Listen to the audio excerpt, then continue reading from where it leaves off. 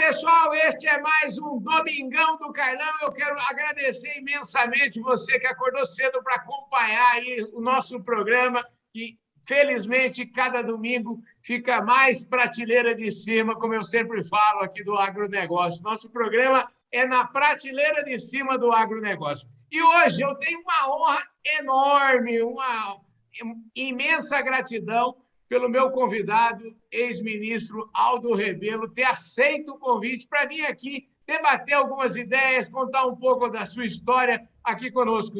Aldo, muito obrigado pela sua presença aqui no nosso Domingão do Carlão, viu? Um abraço, Carlão, um abraço aos internautas, uma grande alegria, meu amigo, poder reencontrá-lo aqui para conversar um pouco sobre as coisas do Brasil e a atualidade da situação do nosso país. Muito bem. Antes da gente falar um pouquinho de tudo que o pessoal deve estar ansioso para saber aqui, eu quero colocar um pouquinho, quero que o senhor conte um pouquinho da sua história, que eu sempre peço para as pessoas, ninguém nasce ministro, ninguém nasce deputado, todo mundo tem uma história boa para contar. Eu queria que o senhor contasse aonde exatamente o senhor nasceu, onde o senhor passou a infância. Me conta um pouquinho essa sua história aí, para a gente situar o nosso público.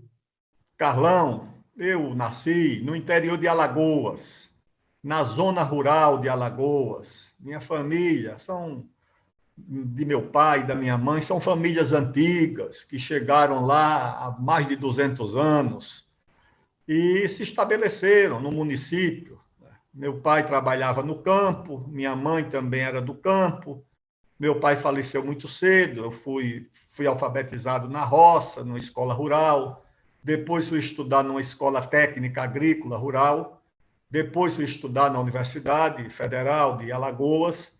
Depois vim para São Paulo para participar do movimento dos estudantes. Eu fui presidente da UNE. Aqui em São Paulo, eu trabalhei como jornalista. Fui vereador na cidade de São Paulo nos anos 80. Depois fui deputado federal por São Paulo por 6 mandatos, exatamente. Nesses mandatos, eu fui presidente da Câmara, fui ministro de Estado da Coordenação Política, fui ministro do Esporte, fui ministro da Ciência e Tecnologia, fui ministro da Defesa, depois fui secretário da Casa Civil aqui do governo de São Paulo, casei por aqui e aqui eu estou vivendo. A gente que é do agronegócio aprendeu demais a respeitar e admirar o seu trabalho, por conta especialmente da relatoria do Código Florestal. Que agronegócio que o senhor enxerga? Como que o senhor vê o agronegócio brasileiro hoje? Só para a gente já começar dando um aperitivo aqui na nossa conversa. Eu vejo o Brasil como um grande protagonista mundial na agricultura e na pecuária. O mundo vai precisar cada vez mais do Brasil para promover a segurança alimentar do planeta. Eu vi um dia desse uma matéria da ONU, da Organização das Nações Unidas, sobre a demanda por alimentos nos próximos anos. E a ONU dizia, que é a FAO, né, a Organização das Nações Unidas para a Agricultura e Alimentação. Essa organização dizia que dessa demanda o Brasil vai ter que responder por pelo menos 40%. Então, isso vai dar ao Brasil protagonismo para a segurança alimentar da nossa população, que é importante, e segurança alimentar do mundo. E o Brasil vai incorporando cada vez mais conhecimento, tecnologia, e transformando a agricultura e a pecuária em agroindústria também, para a gente não exportar apenas a matéria-prima, exportar também o produto transformado para a alimentação do planeta. Antes de mais nada, o senhor me parece ser um patriota. O senhor admira muito o Brasil. O senhor acha que está faltando patriotismo aqui no Brasil?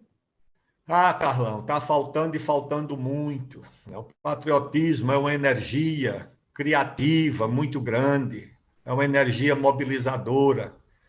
E eu aprendi isso nos bancos escolares, com as minhas professoras no curso primário. E eu aprendi a admirar o Brasil, a ter um grande respeito pela história do Brasil, pelos nossos antepassados, que ajudaram a construir e a deixar para nós, contemporâneos, esse país continental, com 8 milhões e meio de quilômetros quadrados, em paz com os vizinhos, um país gigantesco. E o que eu vejo hoje, infelizmente, é um desapreço pelo Brasil. De tudo quanto é lado vem um desapreço. Gente que acha que Miami é melhor do que o Brasil, gente que acha que Nova York é melhor do que o Brasil. Ou seja, o Brasil se dividiu entre seguidores do Partido Republicano, do Partido Democrata, com muito pouco interesse e muito pouco amor e muito pouco conhecimento da nossa história, das nossas potencialidades. Isso é o que eu vejo, infelizmente. O senhor falou conhecimento da nossa história, o senhor acaba de lançar um livro, né? Mandou, inclusive, um livro chamado O Quinto Movimento. Eu tive o privilégio de poder folhear o livro, já começar a ler. O senhor retrata os principais movimentos que aconteceram com o Brasil. Em primeiro lugar, olhando para o livro, eu tenho a nítida sensação que estou diante de um candidato a presidente da República, porque o livro ele é livro de alguém que está muito preocupado com as questões nacionais. Eu queria que o senhor, então, começasse esse tema agora da nossa conversa. Em primeiro lugar, eu quero saber, o senhor é candidato a presidente? Eu fui provocado por alguns amigos a lançar uma pré-candidatura à presidência da República. Uhum. E por que essa provocação? Exatamente por causa desse livro, O Quinto Movimento. O livro é a reunião das minhas convicções, das minhas experiências, de tudo o que eu aprendi ao longo da minha vida nos bancos escolares, desse amor e desse respeito pelo Brasil. E fruto também da minha experiência como deputado, como presidente da UNE, ministro dessas pastas aí que eu ocupei. Tudo isso me deu assim uma visão do Brasil. E por que quinto movimento? Porque eu divido a história do Brasil em 4 grandes períodos, que eu chamo de 4 movimentos de formação, ou de 4 movimentos da construção do Brasil. O primeiro movimento é a formação do território, ou seja, é o lar, é o berço, é o chão da nossa casa. O segundo movimento é o que dá a independência do Brasil. Como é que nós fizemos o Brasil ficar independente sem nos dividirmos em 5, 6, 8 países como a América do Sul? Por que é que nós não viramos 5, 6, 8 países? Porque ficamos unidos na nossa independência. O terceiro movimento é como nós consolidamos a união do país. O Brasil teve guerras civis, quase foi dividido. O Rio Grande do Sul chegou a proclamar uma república, nomear um presidente. No Nordeste, em 1824, Pernambuco declarou também um país, uma certa República do Equador.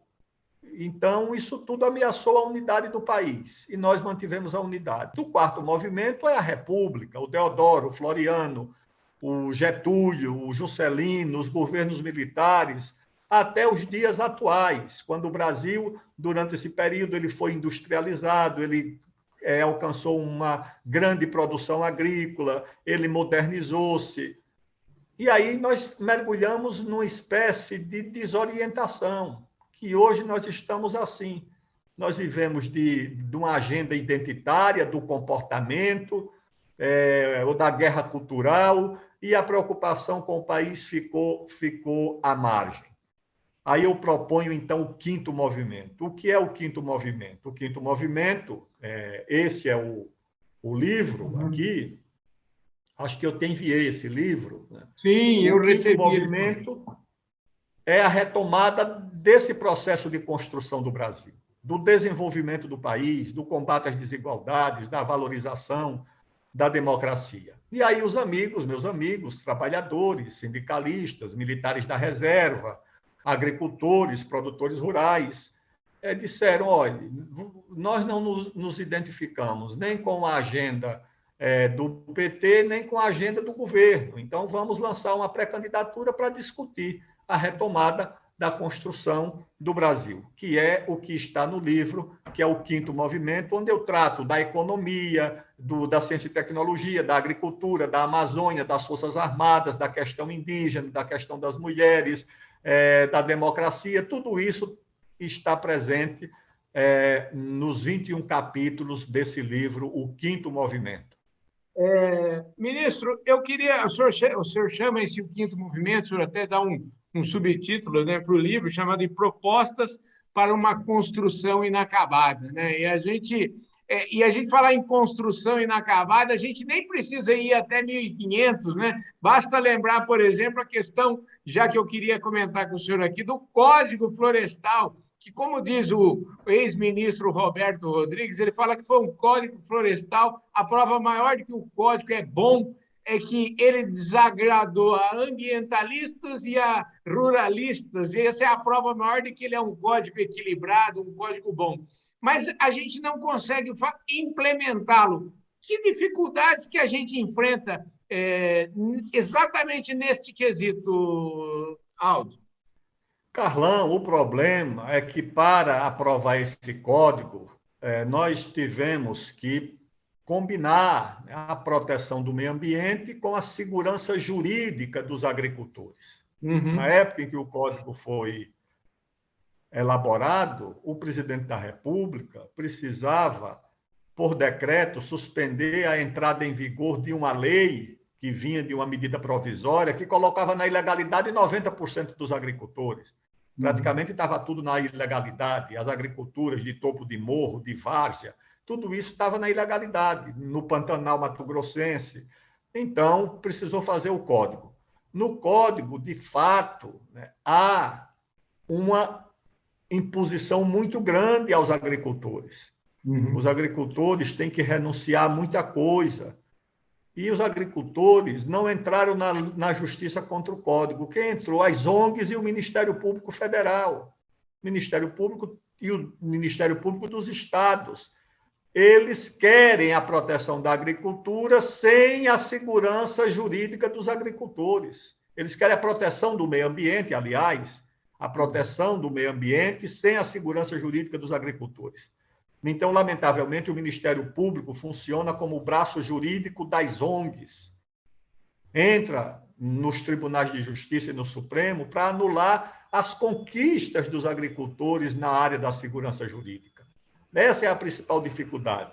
Eles reconhecem que o Código é um avanço na proteção do meio ambiente, mas aquilo que é a garantia que se dá aos agricultores, eles querem anular. Então, foi isso que o Ministério Público Federal fez ao entrar no Supremo com algumas ações de inconstitucionalidade, que nós lutamos. Eu fui ao Supremo, era ministro da Defesa, para defender esse código. Mesmo assim, na votação, Carlão, foram 6 votos contra 5, ou seja, nós garantimos o código por um voto. Você imagine. Então, é uma incompreensão muito grande no judiciário. É um judiciário urbano, de gente que não sabe o que é o campo, que não conhece o Brasil rural, o Brasil profundo, não sabe disso e legisla. Eu acho que esse é um problema sério para o Brasil, essa incompreensão do que é esse Brasil agrícola, esse Brasil do campo, que muitas vezes o judiciário não compreende. Começando, então, a falar um pouquinho do seu livro, o senhor já me deu até os tópicos aí, facilitou muito a minha vida. E já que o senhor está no agro, na agricultura, né? Eu acho que o senhor já poderia começar por aí, porque a agricultura brasileira é muito maior do que muita gente, muitas ONGs e muita gente pretende que seja, né, ministro? Exatamente. Por quê? A agricultura no Brasil é parte da formação do nosso país, da identidade do nosso país, da história do nosso país. Quando eu estudava no curso primário, eu aprendia que o Brasil, os ciclos econômicos do Brasil começaram com o ciclo do pau-brasil, que era o extrativismo. Mas no mundo rural, depois nós tivemos o ciclo da cana-de-açúcar, no mundo rural. Depois nós tivemos o ciclo do gado, no mundo rural. Depois nós tivemos o ciclo do ouro, que não é bem rural, mas também não é urbano. Depois nós tivemos o ciclo do café, do algodão. Tudo isso é ligado ao campo. A nossa literatura, Carlão, qualquer um que tenha lido os nossos clássicos, são homens do campo, são sertanejos, são os jagunços, são os matutos, são os caipiras.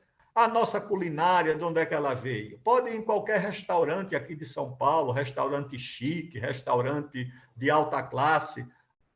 O laboratório desse restaurante foi uma cozinha na roça. Tudo isso veio do campo. Então, isso tudo precisa ser reconhecido e valorizado para que o mundo rural do Brasil não seja hostilizado como é, associado só a coisa ruim, é a queimada, é a desmatamento, é a trabalho escravo, é a negação dos direitos dos índios. Ou seja, parece que o mundo rural do Brasil é uma coisa que não vale a pena ser defendida e celebrada. Eu acho que isso é uma incompreensão muito grande. Não é que não haja problemas, que não haja erros, que não haja deformações. Isso há na nossa sociedade como um todo, no mundo urbano e no mundo rural. Mas nós não podemos olhar para o mundo rural apenas com a visão das coisas erradas ou das coisas que não estão certas. Devemos olhar para aquilo que deu certo e para aquilo que tem de positivo. Ministro, deixa eu até mandar um abraço aqui agora para o Marcos de Abreu, lá da Employer. A Employer é uma empresa de RH que costuma contratar e facilitar a contratação de mão de obra temporária quando grandes cooperativas precisam, grandes multinacionais, grandes empresas do agro. Então, e a Employer está aqui presente, nos ajudando a levar essa mensagem aqui de otimismo, essa mensagem de construção que tanto o Brasil tem precisado. Então, muito obrigado ao pessoal lá da Employer por estar junto aqui do nosso Domingão do Carlão, viu, ministro? Ministro, deixa eu falar.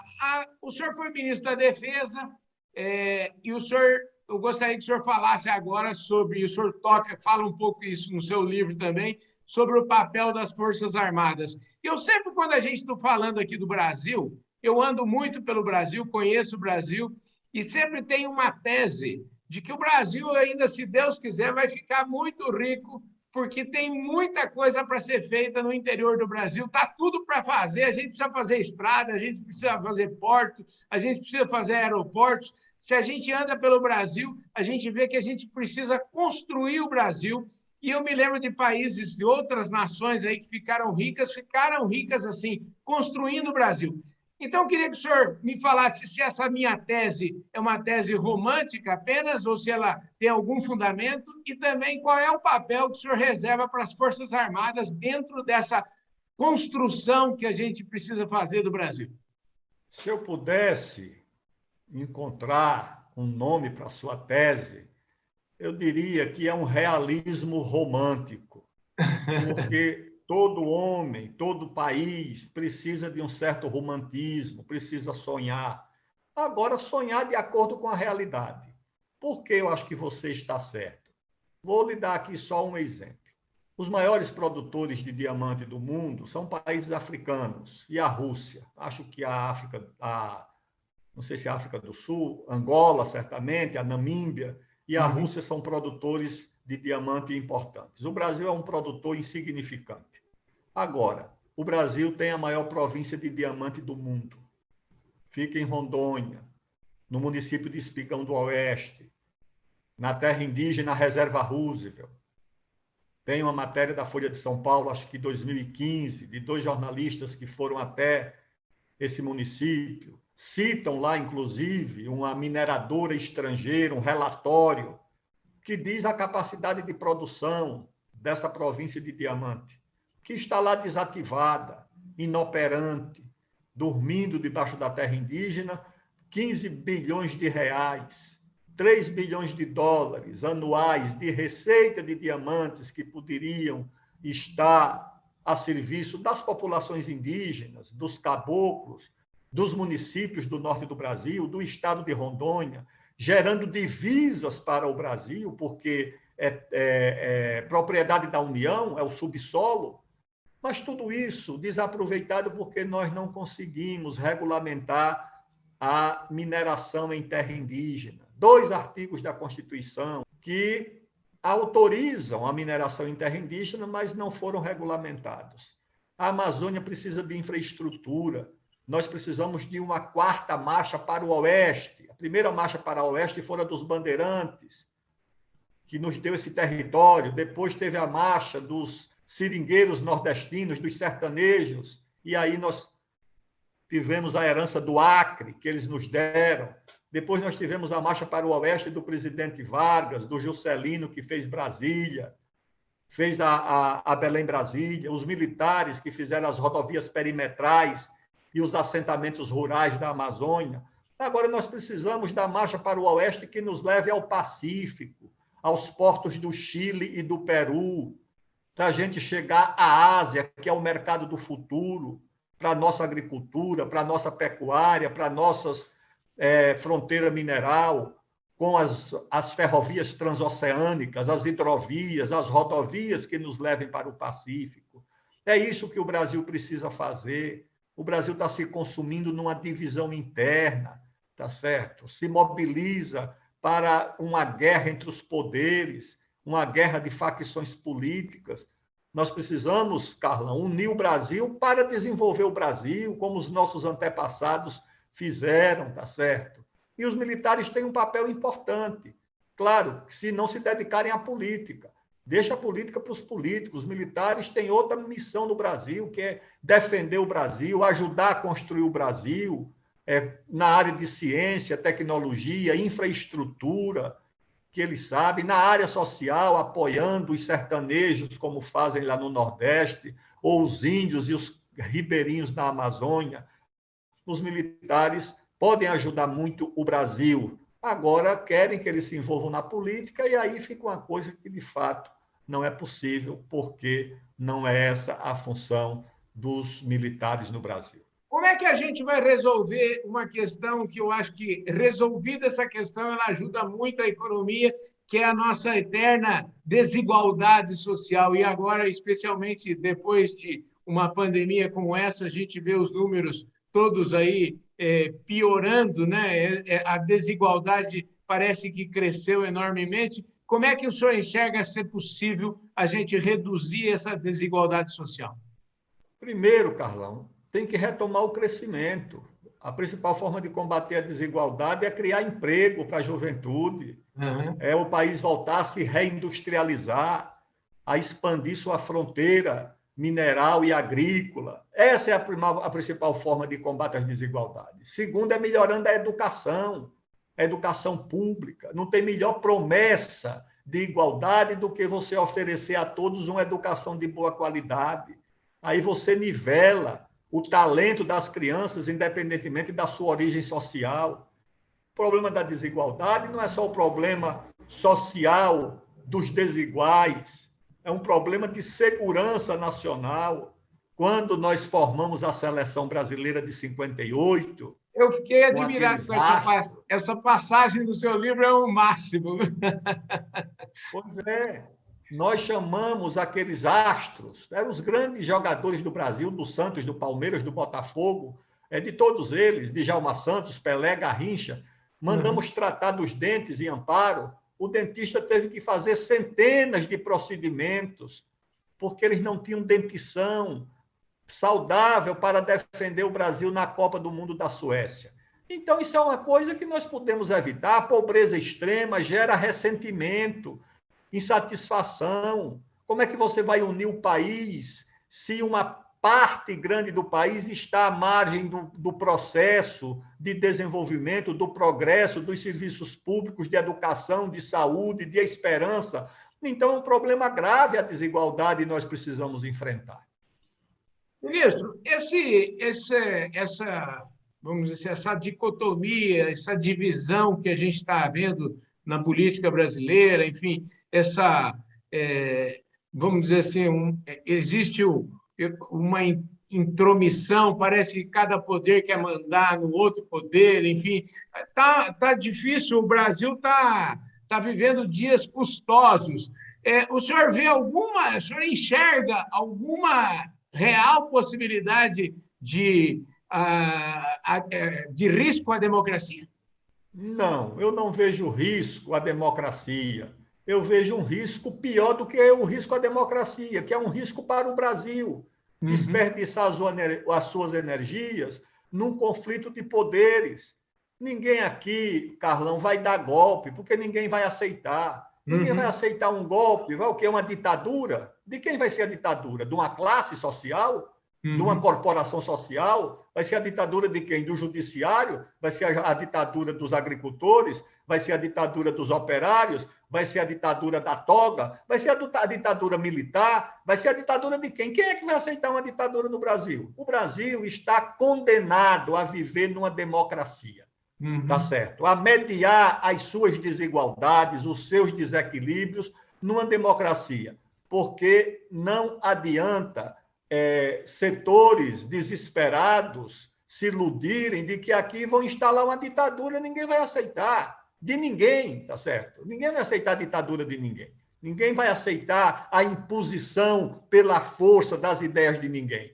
Pô, então você tem que conversar, você tem que discutir, você tem que pactuar. Inclusive, os exageros do judiciário, é claro que está havendo invasão de atribuições, só que isso não é novo. Não pode se julgar assim, a partir do seu interesse político, ideológico, você julga as pessoas e os atos. Não. O que é certo e o que é errado tem que ser certo e errado em qualquer governo. A independência entre os poderes tem que funcionar em qualquer governo. Mas no Brasil, não. Entendeu? Às vezes, as facções políticas, ou os partidos políticos, se aliam contra o seu próprio poder, se o seu adversário é quem governa. Eu acho que isso é uma coisa muito errada, muito ruim, desestabiliza o país, não vai ter ruptura, mas cria um mal-estar e um desperdício de energia que devia estar sendo usada para levar o país adiante. Olha, deixa eu falar para o senhor, adorei a conversa, infelizmente o nosso tempo está chegando ao final, eu queria aproveitar esse ensejo e falar um pouquinho sobre presença feminina, sobre a presença das mulheres, como é que o senhor avalia isso no seu 5º movimento? Tem um capítulo, Carlão, dedicado às mulheres. Inclusive, eu digo que quando o Brasil foi dividido em capitanias hereditárias, as 2 capitanias que deram certo foram administradas por mulheres. Aí depois nós tivemos as mulheres que foram heroínas da independência, como a Maria Quitéria, da Guerra do Paraguai. Então, eu acho que as mulheres no Brasil precisam de ter, em primeiro lugar, o seu valor, a sua contribuição para a construção do Brasil reconhecida. E acho que, a partir desse reconhecimento, nós poderemos incorporar as mulheres, 50% da população brasileira, com mais força na construção, na retomada da construção inacabada do Brasil. Maravilha. Gente, esse foi meu papo desse domingo aqui com o ex-ministro Aldo Rebelo, que agora é candidato a presidente da República, lançou seu livro. Mostra a capa do livro para nós aí, ministro. Aí, o 5º movimento. O 5º movimento, ele está disponível para o Kindle, acho que na Amazon, e também a edição impressa na Amazon. Estão lá disponíveis para quem tiver curiosidade de conhecer as ideias, né, e um roteiro para debater o Brasil. Maravilha, isso aí, gente. Um roteiro para debater o Brasil. É isso que nós estamos precisando. A gente precisa parar de perder tempo com discussões inúteis e começar efetivamente a discutir o futuro do Brasil. Querido Aldo Rebelo, muito obrigado pela sua presença aqui. Foi uma honra enorme para a gente. O senhor valoriza demais o nosso trabalho participando aqui do nosso programa. Um abraço, Carlão. Um grande abraço aos internautas. Até breve, se Deus quiser. E para vocês que estão na audiência nacional e internacional do Canal do Boi, muitíssimo obrigado, um forte abraço. Eu vejo todos vocês domingo que vem na minha entrevista com a Carla de Freitas. Um abraço, valeu!